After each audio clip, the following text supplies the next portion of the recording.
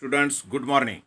Now, today, hello dear students, good morning. Today, we see our lesson number 3. Our lesson number 2 is, now you see on lesson number 2, here's in lesson number 2 here give a pictures and some points.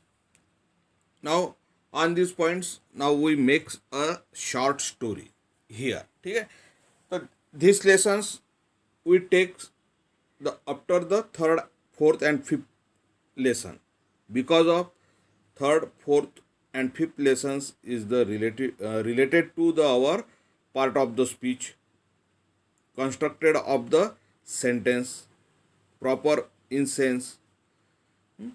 So today's we take first lesson number 3 on your workbook, page number 36, term book 2, page number 36. Now here give the sentence. Now near about 8 sentence. In this sentence, all spellings are the correct, all punctuations are the correct, but the word do not keep in a proper sense. Therefore, no meaning creates in this sentence. Now the jumble word, it is calling the jumble word here and there. And now today we keep these words in a proper sense. Now in third standard or 2 standard, your teacher taught you about the constructions of the sentence. Okay. Now in the constructions of the subject, now in beginning periods, we also taught you the constructions of the sentence. Now the simple thing, subject, verb and object, हमारे जो sentence होता है, इसका जो properly अगर हमको construction करना है तो सबसे पहले आता है सब्जेक्ट के बाद में आता है वर्ब, और वर्ब के बाद में आता है ऑब्जेक्ट.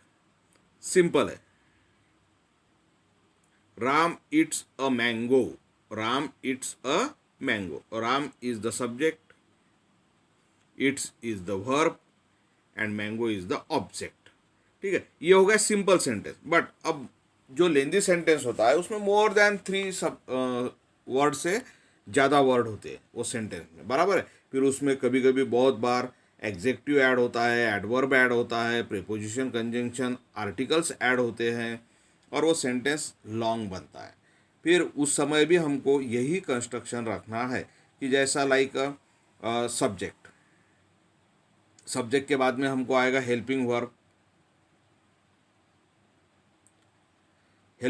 के बाद में आएगा मेन वर्ब के बाद में आएगा तुम्हारा रिलेटेड एग्जेक्टिव, रिलेटेड एडवर्ब, ये आ सकते हैं. उसके बाद में ऑब्जेक्ट होता है. ठीक है, तो इसी प्रॉपर सेंस से हमको ये सेंटेंस असेंबल करना है. अब देखो यहाँ पर फर्स्ट क्वेश्चन में तुमको दिया है arrange the jumble word. Look here. Arrange the jumble word correctly to form a sensible sentence.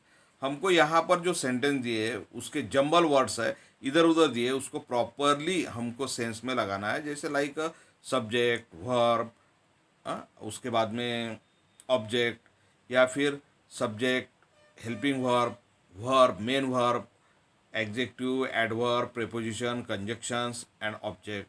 ठीक है. अब यहाँ पर देखो in fish the swim pond the. अब मीनिंग कुछ भी नहीं निकल रहा है. यहाँ सब स्पेलिंग करेक्ट है, पंचुएशंस करेक्ट है, मगर निकल रहा है क्या, तो हमको इसको अगर हम प्रॉपर इसमें लगाएंगे तो यहाँ पर हमारा सब्जेक्ट है फिश, तो हम पहले क्या लिखेंगे, द फिश. कर्ता, ये वर्ड में सेंटेंस में जो कर्ता है, जो क्रिया करने वाली व्यक्ति है, वो कौन है? फिश है।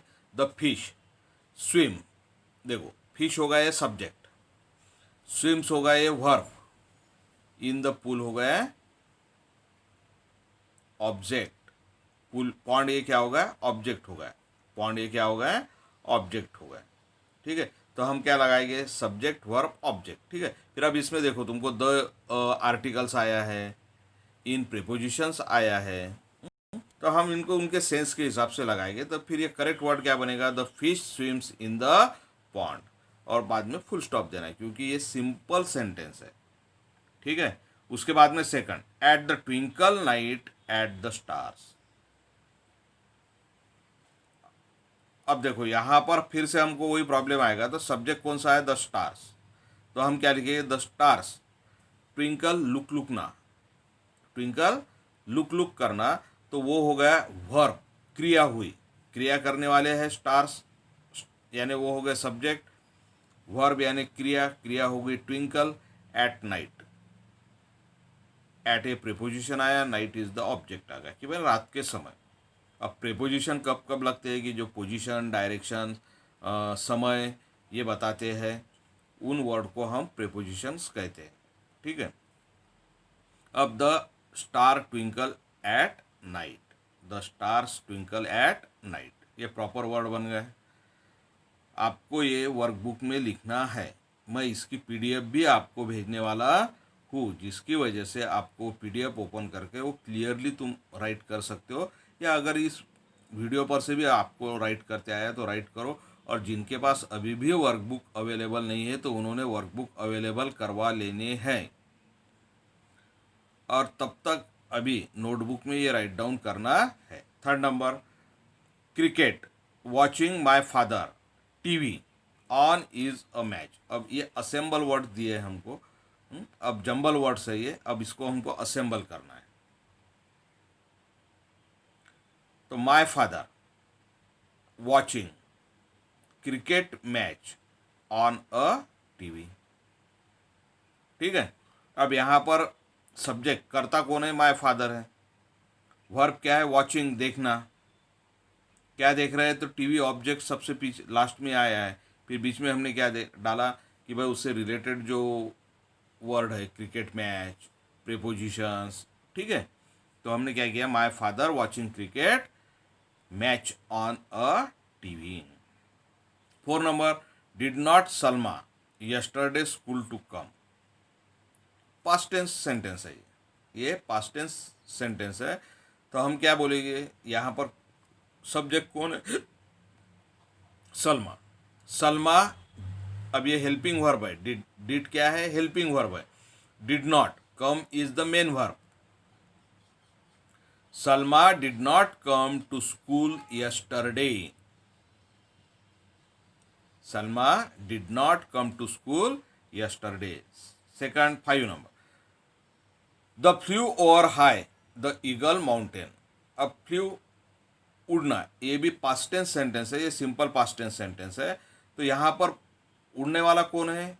क्रिया कौन करने वाला है? तो ईगल। द सबसे फर्स्ट हम क्या लिखेंगे? The eagle. फ्लू वर्ब आएगा, subject verb object. Flew high, ऊंचा, over the mountain, over the mountain. ठीक है, उसके बाद में number 6, bought wedding mother a sari new the for reception. फिर यहाँ पर बॉट किया यानी बिकत लिया, किसने लिया? तो मदर ने लिया। तो यहाँ पर कर्ता कौन हो गया? मदर। सब्जेक्ट कौन हुआ? मदर। द मदर, वर्ब क्या है? बॉट, बिकत लेना, bought a new sari for wedding reception. Okay. 7 number, cat my fish low snowy to eat. My snowy cat loves to eat fish. अब यहाँ पर दो वर्ब आए हैं, लव्स और ईट। और जब दो वर्ब आजू बाजू में आते हैं तो सेकंड वर्ब से पहले हमको टू लगाना पड़ता है। ये आपको कोई भी टीचर बताएगा नहीं, तुमको 8 9 तक भी, 8 तक भी कोई बताएगा नहीं। 9 में अगर तुम प्रॉपरली किसके तरफ लगाते हो, जाते हो, तो वो वहाँ पर बताएगा। ठीक है, कि जब दो वर्ब पास में आते हैं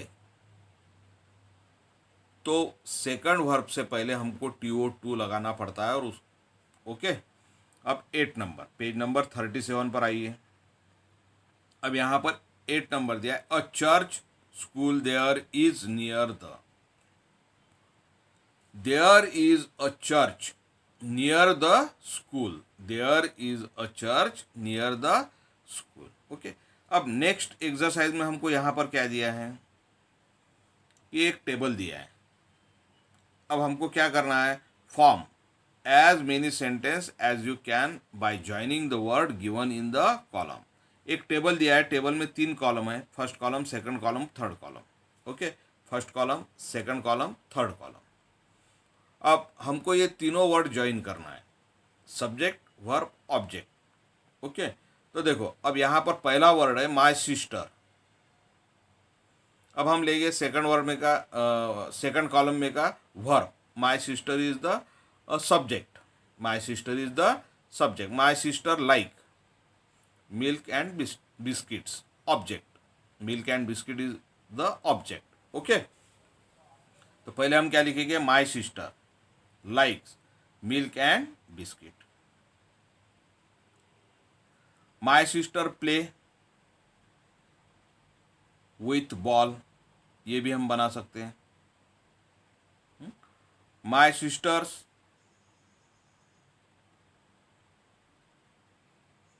ठीक है, ये दोनों भी यहाँ पर आ सकते हैं। ओके, सेकंड है the dog played with the ball और the dog likes milk and biscuit.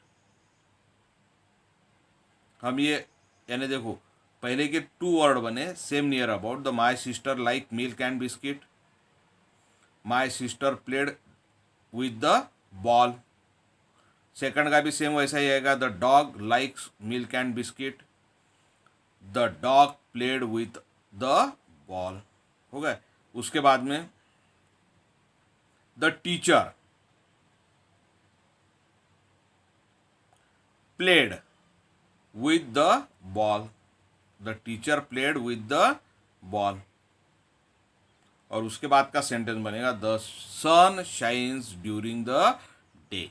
और इस तरह हमको यहाँ पर नीचे ये सेंटेंस लिखने हैं। ठीक है, अब इस तरह आप ये सेंटेंस बनाइए, first column, second column, third column. मैंने फर्स्ट के 2 बनेंगे, सेकंड के 2 बनेंगे, थर्ड का 1 बनेगा, फोर्थ का 1 बनेगा।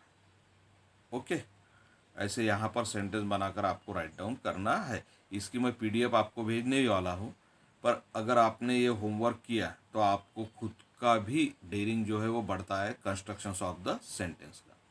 और ऐसे सेंटेंस बनाने की कोशिश करो, एक बार गलत हो जाएगा फिर उसको करेक्ट करो, यानी आपको वो उसकी हैबिट होगी, आदत गिरेगी। और इस तरह हम सेकंड लेसन पे जब जाएंगे, अब नेक्स्ट हमारा जो रहेगा वो वर्ब का रहेगा, एक ही दिन वो हम नेक्स्ट पीरियड में हम लेने वाले हैं नाउ। तो वो वर्ब में हमको ये वर्ब हुआ यानी हमको ये सब्जेक्ट वर्ब ऑब्जेक्ट के ख्याल में आ जाएगा। ठीक है, okay, good bye, have a good day, see you again next period.